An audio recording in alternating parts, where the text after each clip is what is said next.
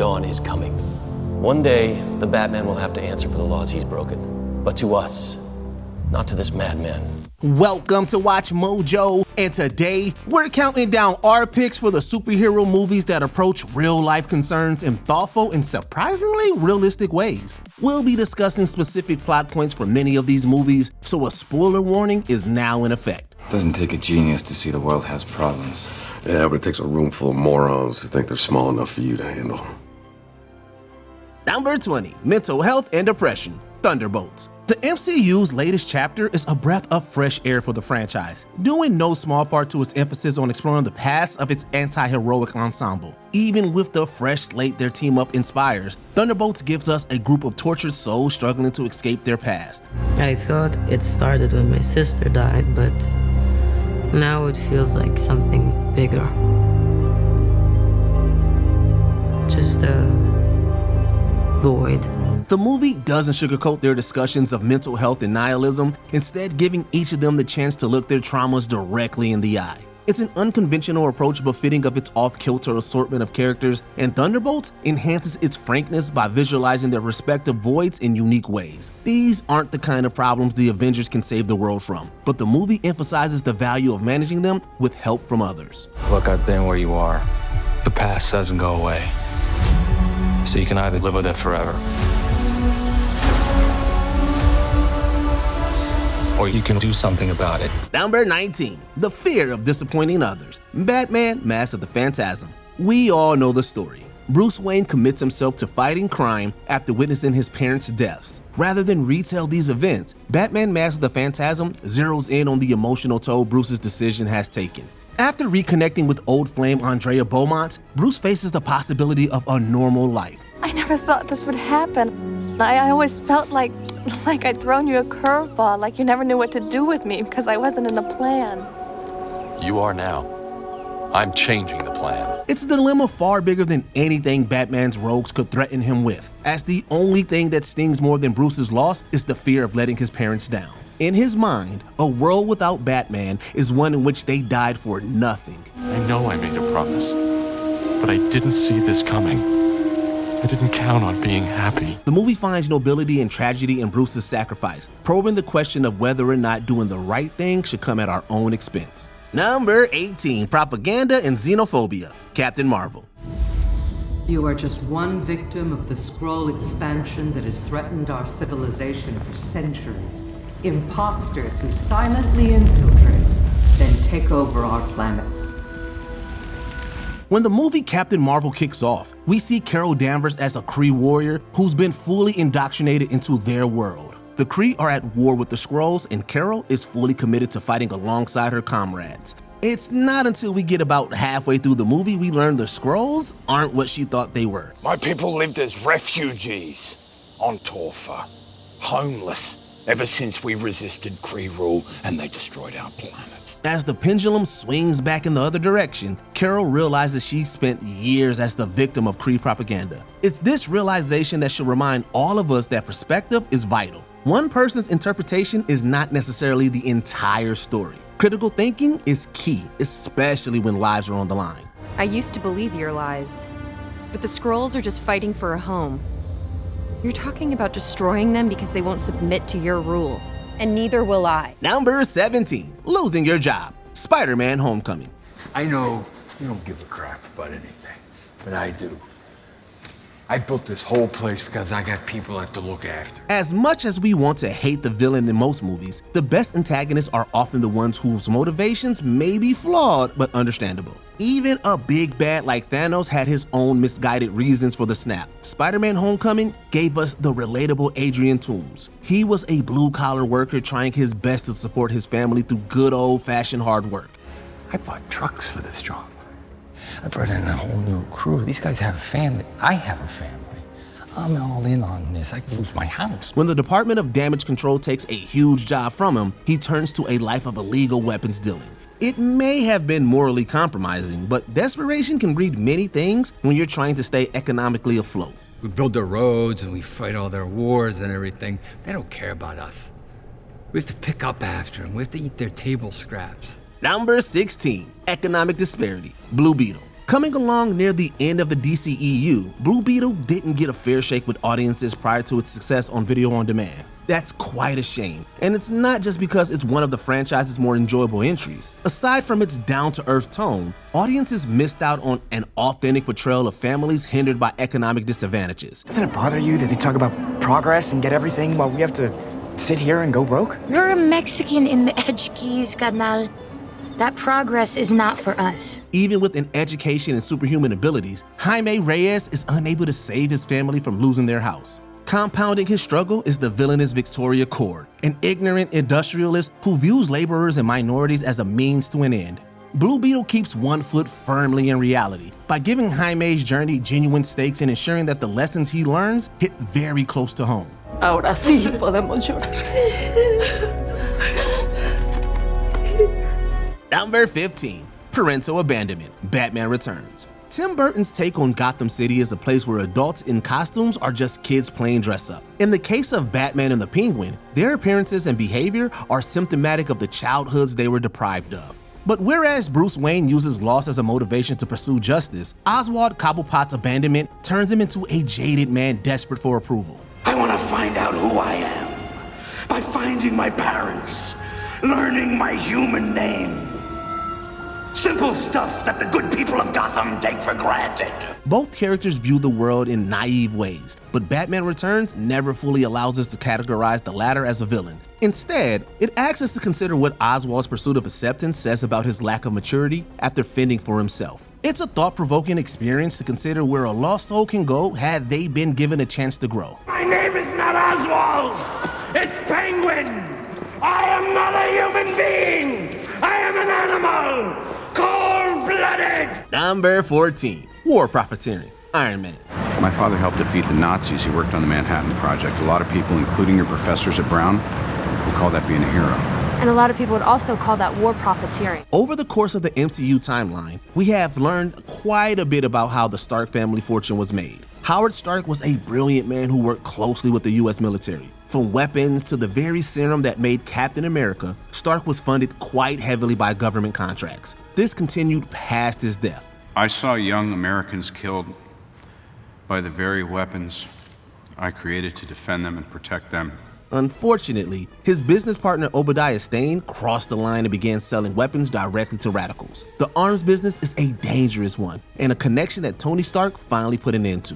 As arrogant as he can be, Tony showed the world and us as the audience that powerful companies have a moral obligation just as much as a financial one. Effective immediately, I am shutting down the weapons manufacturer division of Stark International until such a time as I can decide what the future of this company will be. Number 13, the dark side of hero worship, The Incredibles. Part of what makes The Incredibles so timeless is that its most relatable ideas only become clearer with age. In an era of superhero saturation, its status is elevated considerably by its innovative portrayal of fandom turned sour. This is best embodied by the cunning pettiness of the film's villain, Syndrome. I only wanted to help, and what did you say to me?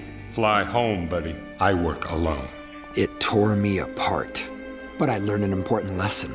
You can't count on anyone, especially your heroes. Buddy Pine's abrasiveness alienated him from his childhood idol, Mr. Incredible, sending him down a dark path of revenge against the entire superhero culture. Preying on the super's desire to recapture the past in order to further his future schemes, Syndrome's egotistical tactics are all in service of living out the glory he never got. I'll sell my invention so that everyone can be superheroes. Everyone can be super.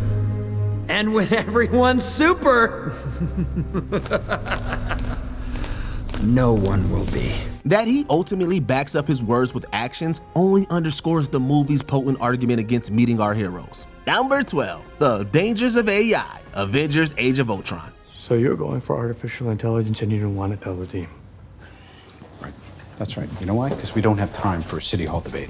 I don't want to hear the man was not meant to meddle medley. The threat of artificial intelligence has been part of popular culture since the early 20th century. Whether it's Skynet from the Terminator franchise or Whopper from War Games, storytellers love using this idea to frame a threat to our world. So when Tony Stark and Bruce Banner decide to use the gem from Loki's scepter containing an AI, we knew things were bound to go wrong. They created Ultron, a maniacal being who saw the elimination of humanity as the only way forward. The human race will have every opportunity to improve. And if they don't? Ask Noah. He represents the worst of our human fears regarding artificial intelligence. Will what we create ultimately destroy us? It's certainly a question we'll face if we push the limits as far as Stark and Banner did. This could have been avoided if you hadn't played with something you don't understand. Sorry. I'm sorry. It is funny. It's a hoot that you don't get why we need this. Tony, maybe this might not be the time. Really? Number 11, government corruption, The Batman. For all of its problems, most adaptations of Gotham focus on the good that it's still capable of. That's not always the case with Matt Reeves' take on the Caped Crusader, which depicts a city on the brink of collapse due to widespread corruption. Your father was a good man. He made a mistake. Mistake? Get a man killed. Why? Bringing the character back to detective roots, the Batman throws one hindrance after another into his investigation of the Riddler. The Winged Sleuth uncovers issues even more unsolvable than a riddle, like a police force owned by organized crime bosses and representatives ready to overlook wrongdoing. It's Kinsey, narcotics. He's one of the guys that got into it with the Iceberg Lounge. What are you saying, Kinsey moonlights for the Penguin?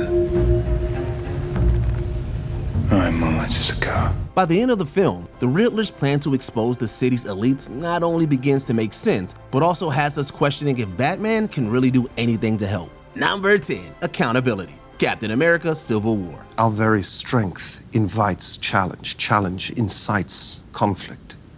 And conflict breeds catastrophe.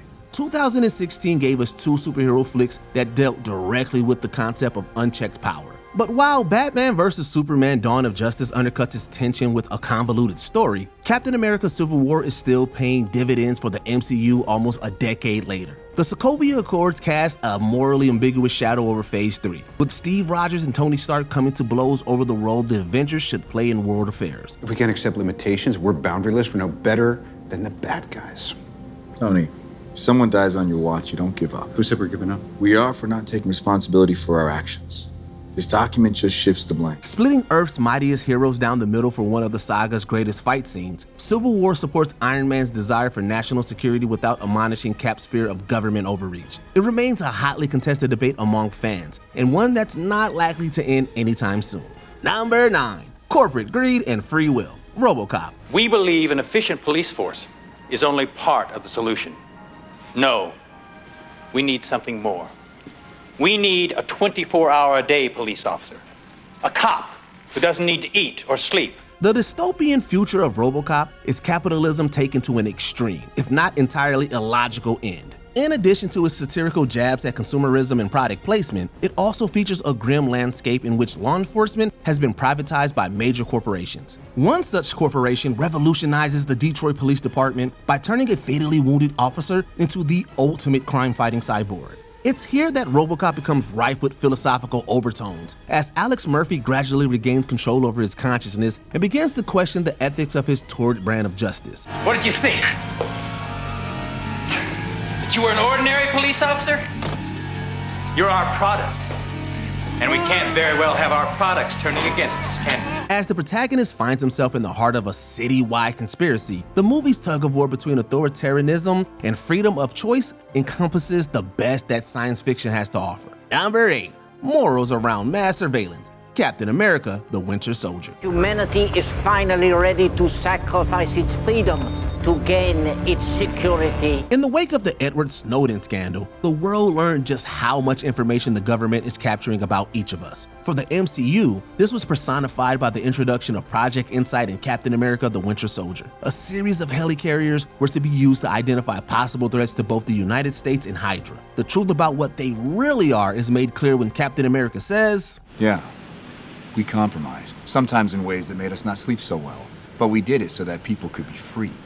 This isn't freedom. This is fear. There's a fine line where being too protective can infringe on freedom. Captain America's second outing definitely illustrates how badly mass surveillance can be misused to cause chaos. The price of freedom is high. It always has been. And it's a price I'm willing to pay. And if I'm the only one, then so be it. Number 7, post-traumatic stress disorder, aka PTSD, Iron Man 3. No sign of cardiac anomaly or unusual brain activity. Okay, so it's poison? My diagnosis is that you've experienced a severe anxiety attack. Despite all their powers and the countless lives they save, MCU superheroes can't always escape their own emotional and mental scars. Every one of the heroes have experienced some kind of trauma throughout their journey. In the wake of the lives lost in the snap, we don't blame anyone for struggling to accept such a massive loss. I went in the ice in 45 right after I met the love of my life. I woke up 70 years later. You gotta move on. None of this is more apparent than what we see in Tony Stark in Iron Man 3. Following the events of the New York battle in the first Avengers movie, Tony struggles to keep himself together. We're not used to seeing someone as confident as him in such a vulnerable state. What it does give, however, is a real depiction of how trauma affects us. Are they coming back? The aliens? Maybe. Can you stop? Remember I told you that I have an anxiety issue? Does this subject make you edgy? Yeah, a little bit. Can I just catch my breath for a second? Number 6, grief. Spider-Man Into the Spider-Verse. Loss is an essential component of the Spider-Man mythos. As this franchise's discussion of canon events demonstrates, the character quite literally can't exist without it. So we're just supposed to let people die because some algorithm says that that's supposed to happen? You realize how messed up that sounds, right? You have a choice between saving one person and saving an entire world, every world. But regardless of who wears the mask, the web slinger remains the embodiment of coming to terms with grief and moving on. This lesson places Miles Morales in sharp contrast with crime boss Wilson Fisk, as the latter attempts to override his family's death by beaming them in from another universe. While Kingpin is stuck somewhere between denial and anger, Miles is able to use the loss of his uncle Aaron to invigorate himself and trust his instincts. You're the best of all of us, Miles. You're on your way. Just keep going. Just keep going. He may still need time to fully grieve, but Into the Spider-Verse reaches an empowering crescendo simply through his willingness to try. Number 5, Animal Cruelty and Scientific Ethics. Guardians of the Galaxy, Volume 3. Look at you. As if you were cobbled together by fat-fingered children. How could you be part of a perfect species? The Guardians have faced their share of deplorable villains, but the High Evolutionary immediately took the cake once we learned about Rocket Raccoon's origins. A victim of cruel experimentation, Rocket's backstory is one of the saddest the superhero genre has ever tackled, providing us tremendous insight into his untrusting nature. The High Evolutionary's complete lack of remorse for his actions, which includes dispatching Rocket's friends, shines an uncomfortable light on the exploitative realities of animal testing. They made us for nothing. Just stupid experiments to be thrown away. There are the hands that made us, and then there are the hands that guide the hands. It's easy to see why the wicked scientist's eventual defeat is one of the most satisfying in the entire MCU. For all of this trilogy's quips, fights, and killer jams, its greatest accomplishment is reminding us to approach the world with decency, no matter how strange it may be. Number 4, Racism, Black Panther. Y'all sitting up here comfortable. Must feel good. It's about 2 billion people all over the world that looks like us, but their lives are a lot harder. Black Panther was the first superhero movie to ever be nominated for Best Picture at the Academy Awards. Instead of just being another action-heavy superhero spectacle, director Ryan Coogler made a film that shows the dichotomy of being black in different parts of the world. T'Challa lives in Wakanda, an isolationist nation ruled by African people where oppression is virtually non-existent. Killmonger, however, hails from the US where African Americans have openly struggled for equality for centuries. You know where I'm from. When black folks started revolutions, they never had the firepower or the resources to fight their oppressors. Their clashing perspectives on how to handle the issue came from the worlds they were each raised in. By the end of the movie, it's clear there's still a long way to go to resolve racial issues around the world. Their leaders have been assassinated. Communities flooded with drugs and weapons. They are overly policed and incarcerated. All over the planet, our people suffer because they don't have the tools to fight back. Number 3, Morality and Utilitarianism, Watchmen. Can a bad thing still be considered right? And should we be willing to commit wrongdoings if they benefit the world long term? This is the debate posed by Alan Moore's groundbreaking graphic novel in his 2009 film adaptation. But a coup this size seems like a publicity stunt. Not in it for the ink. We can do so much more. We can save this world. With the right leadership. Set in a reality where superheroes are outlawed, Watchmen finds the titular group investigating a plot to discredit them amidst the Cold War. After the culprit Ozymandias reveals himself, the team reaches a moral impasse upon learning their friend turned foe has framed fellow member Dr. Manhattan for a fatal attack. Though Ozymandias' actions ease international tensions, the group remains torn between their desire for justice and the peace their complicity guarantees. Everyone's gonna know what you've done. Well then, by exposing me, you would sacrifice the peace so many died for today. Peace based on a lie. But peace, nonetheless. This ending is destruction at its finest and will undoubtedly make you question if heroism truly exists. Number 2, Civil Rights X-Men franchise. I pitied them. Do you know why? Because most people will never know anything beyond what they see with their own 2 eyes. The X-Men have arguably been Marvel's greatest outlet for exploring real-world issues, and that thematic depth has provided their cinematic counterparts with incredible longevity. Over 2 decades into its run, the X-Men movies have held firm in their exploration of topics like hatred and equality under a superhero lens. It's hard not to see Professor X and Magneto as stand-ins for activists like Martin Luther King Jr. and Malcolm X, with their diverging approaches to obtaining mutant rights, highlighting the difficulty in coming together for a common good. The war is still coming, Charles, and I intend to fight it. By any means necessary. And I will always be there. Old friend. The X-Men franchise is at its best when championing both sides of the coin. Hero or villain, we can't help but sympathize with anyone willing to fight for their worth to the very end. Before we continue, be sure to subscribe to our channel and ring the bell to get notified about our latest videos. You have the option to be notified for occasional videos or all of them. If you're on your phone, make sure you go into your settings and switch on notifications. Number 1, Terrorism and Anarchy, The Dark Knight. Even with the guy dressed as a bat for a protagonist, Christopher Nolan's Dark Knight trilogy never shies away from bringing a startling dose of reality to Gotham City. The Dark Knight especially maintains particular resonance through its parallels to the War on Terror and America's involvement overseas. The movie ruminates heavily on the idea of escalation, with Batman's mere existence making him culpable in the Joker's terrorist acts. They've crossed the line. You crossed the line first, so you squeezed them, you hammered them to the point of desperation. And in that desperation, they turned to a man they didn't fully understand. The invasive methods used to thwart the Joker make for a chilling treatise, both on the futility of working within the law and the dangers of operating outside of it. The Dark Knight asks if there's any way to combat evil without resorting to it, and that's a question we're still not sure how to answer. I think you and I are destined to do this forever. You'll be in a better jail forever. Maybe we could share one. You know, they'll be doubling up the rate this city's inhabitants are losing their minds. Which superhero movie's message only became clearer to you in hindsight? Be sure to let us know in the comments down below. We must find a way to look after one another as if we were one single tribe.